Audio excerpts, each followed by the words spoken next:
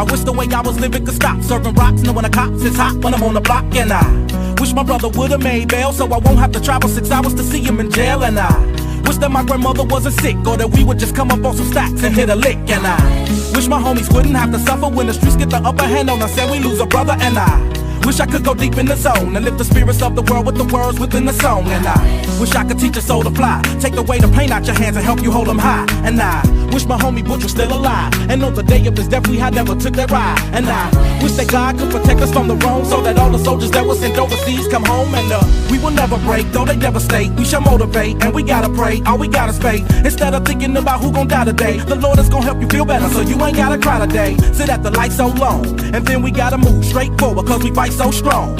So when right go wrong, just say a little prayer, get your money, man, life goes on. I'm hopeful, yes I am hopeful for today. Take this music and use it, let it take you away. And be hopeful, hopeful, and he'll make a way. I know it ain't easy, but that's okay, cause we hopeful. Hey y'all, it's your girl Jackie.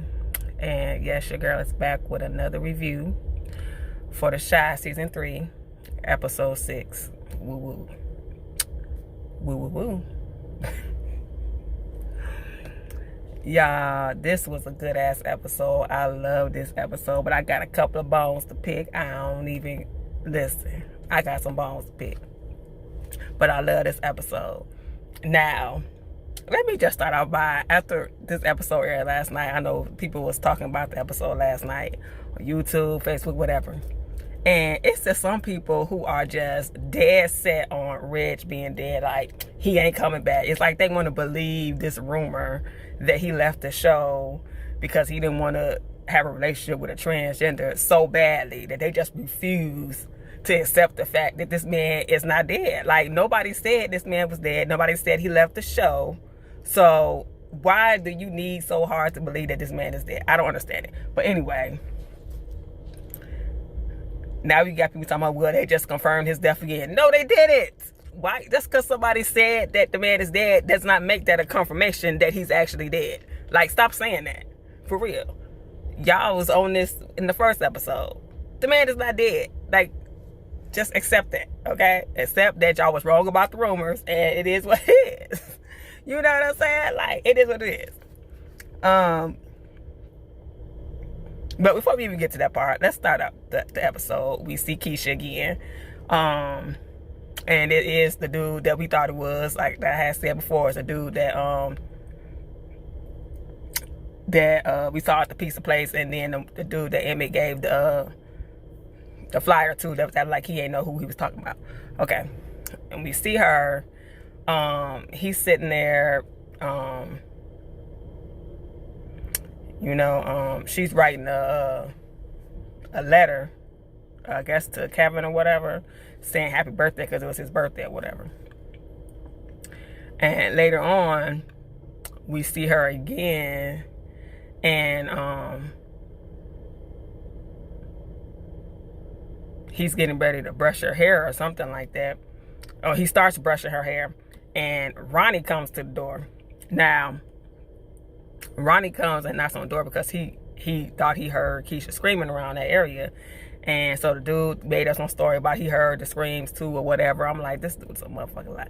And so Ronnie knows something off about him, so he like, let me use your bathroom, whatever. So he go in there, and while he in there using the bathroom, he hear Keisha screaming because Keisha started screaming. She go up to the vent and start screaming, whatever.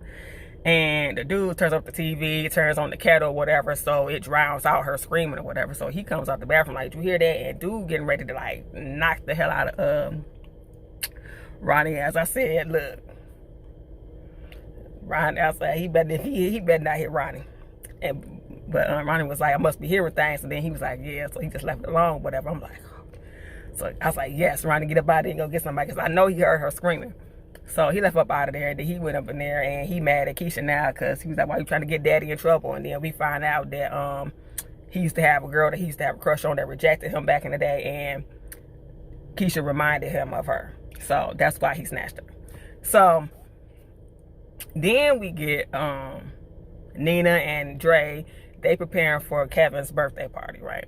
And so she's like wrapping up him a gift or something like that. Said that she got him like a cologne set or something, so he would smell good with his little girlfriend, aka Jake's girlfriend. And Kevin walks in and he pretty much tells them that he's gonna spend a day with Papa and Jake and you know, old girl or whatever. And she's like, well, I want to spend time with you on your birthday too. He was like, well, I just want to spend it with my friends. So he ends up leaving, and then Drake tells her, you know, we already got a birthday party planned out. I talked to Papa about it. He gonna get a cake and everything. He was like, oh, okay. Like, what would I do without you? If I wasn't already married to you, I would marry you. I was like, okay. And so then we get Doodah. No, but before we get Doodah, we get Trig and Jake. We see Trig sitting in the house by himself. Monty wasn't in this episode. Monty wasn't in this episode. Trig's sitting there, then there's a knock on the door, and then Jake comes in there. And Jake's like, you know, what's the emergency? I got somewhere to be. I'm like, first of all, you need to take all that attitude out your voice. I don't know who the hell you think he talking to. I understand he upset about Trig leaving him, but still, you show some damn respect. Period. Like, I don't do all that, you know, disrespecting the big brothers and the moms and dads, stuff like that. Like, I mean, you need to stop all that. That's a whole adult right there. I don't care what the hell you feelings you got. You need to calm the hell down. Okay? So, he like, look, Red said he had some money stashed away or something like that. I need to know where it's at. He was like, I don't know nothing about no money. He was like, well, Red said that he had 50 grand stashed away in case of emergency. He said, well, that nigga lied because that nigga stayed broke. And so Trig just looked at him like, okay. And he was like, is that it? Because, you know, I got to go meet Kev for his birthday or whatever like that. He was like, man, y'all niggas spoiled. I ain't never had no birthday. I was just glad to be alive. He was like, well, we going to meet up. Me and his girl going to stay with him until, you know, his party later on. And Trig looked like, you like his girl, don't you? He was like, yeah, no, I can't stand her ass. He was like, that usually mean that you do. I was like, see, I told y'all that Jake was feeling her. I said, look, they gonna be together. I don't care what nobody say. Jake and Jim are gonna be together. I said that from the kid. They foreshadowed that in episode 1 when they had the whole Papa asking Kevin for his permission to step to Maisha. That was all a foreshadowing of what was going to go down between Kevin and Jake. Like, I said that. And I'm like, and then, of course, they had to fight or whatever. Kevin and Jim had to end up fighting because, and this is the bone I got to pick with Kevin, okay? Did y'all peep? I know I'm not the only one that caught this. So, when the two little white girls was talking about Kevin's sister, talking about Keisha, and he went over there and confronted Jenna and was like, you know, she was like, what's wrong? He was like, Jake ain't calling me back. He was like, well, you know, he'll call or whatever like that. And at first I didn't know he was talking about Jake when I first watched it, but the second time I watched the show, I was like, oh, he's talking about Jake. And she was like, well, you know, I don't always get my messages right away. You know, he'll call back and he'll answer or whatever like that. Because I guess Jake was supposed to meet up with them, but he didn't end up meeting up with him because he was spent all day with Trig. So he was like, you know, he was like, how them girls find out about, the girls from the country club find out about Keisha. But she was like, I don't know, people talk. He was like, yeah, but I asked my people not to. Then he was like, fuck him. And I was like, who was he talking about? Now I realized he was talking about Jake. And I'm like, wait a minute. And he was like, fuck him. And he rolls off. I'm like, how you automatically think that it was Jake that told these people about your sister? Why would you even think that he would do that? Like, that pissed me off right there. I'm like, Kevin, why do you automatically assume that it was Jake and not her? Because, like, Jake ain't the only one that be at the country club. And you know that Jake don't even fuck with them people at the country club like that. So why would your best friend for, like, all your motherfucking life sit up there and tell your business like that? Why would you assume that it was him and not her? Like, I understand that. It seemed like he always think the worst of Jake, but then when he need him, you know, he right there, you know, accepting his help or whatever like that when he need him the most. And Kevin been there for him when he needed the most. So, I mean, Jake been there for you when you needed the most. Jake then, you know, went out of his way, got his brother to help you. You know, he called you his family. So why the hell would you even think for 1 second that he would do that? Like, Kevin get on my nerves. That's why I said in the little group chat that I ain't even gonna feel bad when him and Jimmy get together, because Kevin get on my nerves. And it's what it is. I understand that he going through a lot, but Kevin is all the way wrong for that. Like, I'm sorry. It is what it is. Y'all call it what y'all want, but I'm gonna call out all these little kids when they get on my nerves. I don't care which one of them is. Jake, Gemma, Kevin, Papa. But Papa ain't been getting on. Papa been, I love Papa. Papa's my favorite. But, you know, I'm gonna call them all out if I feel like they all in the wrong. And Kevin was all the way completely 100% in the wrong until Jimmy had to tell him, no, it was me. You know what I'm saying? And then he was like, what? And I think a part of the reason why he got mad is because he was probably feeling guilty that he was blaming Jake, and Jake ain't had shit to do with it. And I'm like, yeah, now your ass sit up here salty. Now you gonna snap out on her because now you find out it was her ass that did the shit. So, you know, he found that out, and then back to Trig and Jake. So they end up going to play basketball or whatever, and you know, we kind of find out, you know, yeah, Jake is still mad about Reg leaving, and he asked him, you know, Trig leaving, and Trig was like, well, you know, I wasn't a man yet, and I have to go somewhere where I can, you know, learn how to be one. You know, he was like, so while you was out trying to figure out how to be a man, we was left in the house without one. How that makes sense? He was like, you know, I'm like, he was a kid at the time too, so like of course he's like, you know, I'm trying to leave. He's trying to figure his stuff out or whatever like that. And to be all the way 100, he ain't your daddy. You know what I'm saying? Like, he wasn't obligated to sit there and take care of you. Like, you're not his child. Your mama should have been taking care of your ass like she was supposed to be doing. So I'm trying to figure out, I understand that was his big brother. He felt like he needed him around, you know, and, you know what I'm saying, like that. And Trig does feel some kind of guilt for leaving him behind because he know that he was probably all they had as like a father figure. But at the same time, let's be all the way honest, Reg and Jake are not his kids. That their parents should have been there to take care of them. You know what I'm saying, like that. Now he's taking it upon himself to, you know, those my brothers. I need to come back. One of them might possibly be dead, although I don't think he believes that Reg is dead. I think he know Reg is alive, period. But, you know, he has to protect Jake, so he came back, and, you know, he's trying to do what he feels is right now. And, you know, Jake's trying to understand it, but at the same time, he's got to get over his anger about Trig leaving. And you got to realize that, you know, Trig was dealt, you know, the same hand you was dealt, and probably even the worst one, because with him being the oldest, there's no telling everything that he probably went through dealing with your mom when she first started going through all that stuff. So, you know, he probably went through most of it for them. So it is what it is. So, you know, they came to a little understanding, whatever, and he was like, okay, whatever. He's like, we good. He was like, yeah. He shook his head, yeah. So they end up at some I guess it was one of Reg's old trap house, and he was like, you know, Reg said he left it at home, and this is the only other place that he called home. And I searched all you know, through the other house, and it wasn't there. Because I was wondering, when the scene first came up, I'm looking at stuff was all over the place. I'm like, well, damn, like, did somebody rob them or something like that? Because he just sitting there and this stuff like all over the place. I'm like, damn. So now I understand when he said that he looked through there. I mean, that he was looking for that money. So, you know, that's why, you know what I'm saying, stuff was all over the place. So he goes in there, he's beating on the walls. He was like, ain't nothing there, dog. Like, Jacob's like, ain't nothing there. Let's just go.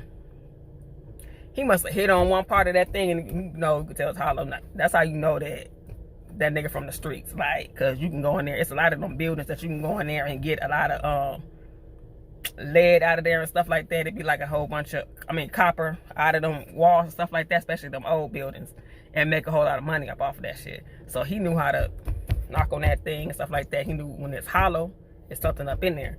I mean, just like, you know, somebody then put a hole in that thing and then plastered it really lightly so they can come back and get that stash. He knocked that thing out of there, got that money up out of there. He was like, what I tell you? And he opened that mug up, was a whole bunch of money up in there. He was like, what I tell you? He was like, oh, no, I know what Reg told me. Now, this part right here told me 100% that Reg is still alive. I don't care if by what he said after that, because how the hell people keep saying Well, he said Reg was there. Okay, so you just gonna gloss past the part where he said that Reg told him where the stash of money was at? When did he tell him that? This man been gone for 6 years. So, was he always in touch with Reg, or did Reg just recently tell him where this money was at? Because I'm confused. That just told me that he was still alive, because obviously he had to tell him this recently to come back in there in order to get this money. Because how and when did he tell him where this money was at? Okay. Now, with him telling him, oh, dude, I killed Reg, I believe that was just him telling him that to get him to choose him. Because I think he knows very well that, like I said before, that Reg is still alive. And he's just there to get the money and to get Jake and to get custody of him and go back to Kankakee. Because that's probably where Reg is. So, as he was telling him that, because he was like, as they were showing him the money, he heard somebody coming in. Now, back when they was at the playground, Trigg saw somebody watching them. So I'm thinking, I'm like, who was this, like, you know, watching them? Because he didn't really do nothing right then. He just looked over there and they just kept playing basketball. So come to find out, this dude was one of Doodah's dudes, and he came up in there in the house where they was at, and Trigg beat the shit out of his ass. He heard that man coming around the corner, and he kind of pushed Jake, you know, behind him, protecting him, like, stay right here. That dude must have came up across that damn threshold, and Trigg knocked the mess out of him, and then proceeded to beat the hell out of him. Now, a lot of people was like, well, how he ain't shocked by that, but he ran away when Doodah was slumping dude in the ground. I said, first of all, these are two totally different situations. Trigg only is violent when he's in protective mode, when he has to protect himself or his family, anybody that he loves. That's the only time you see him get violent. That's the only time you have seen him get violent since he's been on the show. The first thing he did when he came in there, when shot the dude that put the hit out on Reg, his family, okay, that was his brother, okay. The next time you see him get violent, the dude was pushing up on him in the bar after he told his ass no, he was being harassed. That's the second time you seen him get violent. The third time you seen him get violent was this right here, when he had to protect himself, okay? The third time was when he went up in there and tried to find Keisha, you know what I'm saying, like that, again, for his family. You know what I'm saying? Somebody that Jake called family, he was trying to find Keisha. You know what I'm saying? He wasn't really even violent in that. He just, you know, told them, like, don't move, just want to find this girl, what the bam. And then you see him get violent again this time, and this was because he was, again, protecting himself and his brother. So y'all trying to act like, y'all trying to compare what he did to what Doodah did, just snapping off, you know, like Jekyll and Hyde, you know, just because somebody said something he didn't like and slumped this dude in the ground. I'm pretty sure that he killed that man. So this is something totally different. He saw the evil in Doodah. That's why he ran, because he seen him snap like Jekyll and Hyde, and he had never seen that from Doodah before. So he thought that, you know, maybe dude was a little bit different. So please, like, I feel like y'all just be trying to find reasons to try to make things not make sense, and that wasn't one of them. That's just stupid. And, you know, so yeah, he beat the dude, and he was like, and Jake was like, you know, he was like, that's one of Doodah dudes. He was like, I know, dude was been telling us since, you know, the court or whatever like that, or since we left the house or whatever. He was like, why you even say something? He could have killed me. He was like, nah, he ain't gonna kill you. Doodah needs you. He was like, so that's why you kept me around? He was like, something like that. And I'm like, he was like, man, I'm out there. I'm like, look, at least, you know what I'm saying, your brother telling you the truth. You know what I'm saying, like that. Doodah ain't finna tell your ass the truth. Doodah ain't to tell you nothing true since you moved in with his ass. And just like Trigg told you, he killed your brother. So it is what it is. He was like, no, Doodah don't fuck with the Wild Boys. He was like, no, he had him do it to so it won't fall back on him. He was like, think about it. Why, if the Wild Boys took out one of his own, why would he still let that motherfucker breathe? And he was like, I don't know. He's like, yes, you do. You're not stupid. Like, come on now. And I seen somebody say, well, he lied because, you know, Doodah didn't have him killed. He just had to let it happen because dude said that he wanted blood. I say he didn't have to let shit happen. He could have told the dude, no, you not taking him out, and it would have been a war or whatever. But he didn't have to let that man kill Reg. He was in on that shit, so he did it. Period. He was in on Reg getting killed. He knew it was finna happen. He set him up to get it done. So bye. Yes. So when he said, that Duda killed Reg. He was absolutely correct. Duda killed him. Period. And it is what it is. Duda had a hand in Reg's death. So it is what it is. If he's dead, he had a hand in trying to kill him. So that was absolutely true. So he was like, he was like, look, I'm not getting this money for a lawyer. I'm gonna spend this money on a lawyer if you're not trying to live with me. So what is it gonna be? Is it me or him? What is it gonna be? And they didn't really show us what he said. Now back to Ronnie. He ends up taking his grandma out. This was one of the sad parts, and she wanted to go to her old jazz club, so they ended up going to the jazz club. But they didn't turn the jazz club into a damn strip club, to a damn Chippendales. I'm like, oh, okay, sure, all right. All these Nicki Minaj dancing and stuff. And grandma was like, where you got me at? He was like, oh, I don't know. I thought it was your old jazz club. Let's go. He was like, no. Let me get some money. Like, she was like, okay, I'll shake what your papa gave you. Show me. I was like, oh, okay, Miss Ethel. I was rolling. Oh, and who I loved seeing on this episode. But let me finish this first, though. So he ended up taking her back home, and as he's getting her undressed and stuff like that, she was like, oh, it was so cold. And he goes to get her a blanket, and as he put the blanket on, he was like, is that good, Grandma? And she didn't respond. I'm like, no, not Miss Ethel. Child, Miss Ethel that passed away. I said, oh my God. And Ronnie started crying. Oh my God. Oh my God. I just started crying. I said, no, not Miss Ethel. And then after that, they showed Keisha, and she's crying. They showed her because the guy had called Kevin, and it was from a blocked number, and Kevin kept saying hello, hello, and then we see Keisha, and pretty much Keisha wanted to hear his voice on his birthday and stuff like that, and so he kept saying hello, and Keisha was I'm like, Keisha, say something, Keisha, please. And she just didn't say nothing. She was just sitting there like, crying or whatever. And then he hangs up. He was like, are you happy now? And she started crying like, yes, saying like that. And she just started crying. I was like, that hurt my heart. Her hearing Kevin's voice, and it's like she couldn't say nothing. That was just, that was hard to watch. And so that's when, Kevin walks in and to his surprise birthday party. And everybody was there, Kevin and Maisha and Papa and Emmett and Tiffany. All them was there, and Dre and his mama, of course, and she made them pancakes. And he was like, you remember? She was like, yeah, of course. What kind of mother would I be if I forgot to make you pancakes? So, and then she was like, they sang happy birthday to him, and she was like, okay, make a wish. And he closed his eyes, and then he blew out the candles, and that was the end of the episode. And I realized I forgot to talk about Tiff and Emmett. Listen, this is the last thing I was talking about because I ain't got that much time. So Tiffany and Emmett, y'all, listen. They go and I guess Tiffany was trying to go get some medicine for one of her clients that was going through chemo. So they ended up going in this place and to get the stuff, and she ends up getting the stuff from the lady. Then he was like, they wanted like 4 racks for it or something like that. And he was like, how about y'all give her a discount? Because she sell a lot of y'all stuff and stuff like that, Emmett going there, trying to do his business thing. And first Tiff was like, no, man, like, no, come on now, like, it's cool, you know what I'm saying, like that. He was like, I'm just trying to help you out or whatever.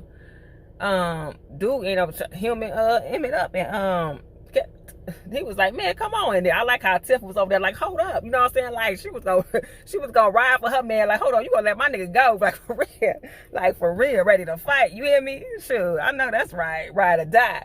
And so then Brandon's cousin came out. He was like, hold up. I was like, oh shit. And so he was like, hey, my daddy. He was like, this Brandon's cousin. He's like, okay. So they go back there, they getting high and shit. He let them try some new shit, and then he ended up talking him into giving Tiff a discount and basically coming up with some type of business deal. So they come out of there, and She was like, why you always got to make something a business deal? He was like, because I'm a hustler. She was like, yeah, but sometimes your hustles always get us in trouble. So then they end up going to the lady that she's supposed to be giving some money, some weed to because of her chemo or whatever. And she ended up talking about she ain't had no money. So Emmett was like, look, we'll just wait for you to have the money. I was right. I was like, I know that's right. But then Tiff ended up giving it to her and something like that. And she ended up giving them a tarot reading. I'm like, oh, Lord. And so they ended up getting into it because she started talking about something. He was some trouble coming around the corner, talking about, Emmett was going to cheat and all this stuff. So he had to tell her, like, look, I'm not cheating on you, whatever. It is what it is. She was like, you better not be. And you need to get a job or whatever. And so they ended up getting ready to go to Kevin's party. And one last thing, another thing that I loved about this episode was seeing Miss Ruby. If y'all know who that is, she was on the show Star, and she was Derek's grandma.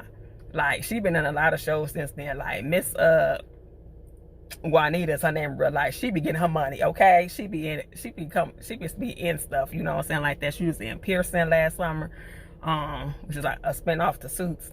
And, she's on here. I'm like, okay, Miss Ruby.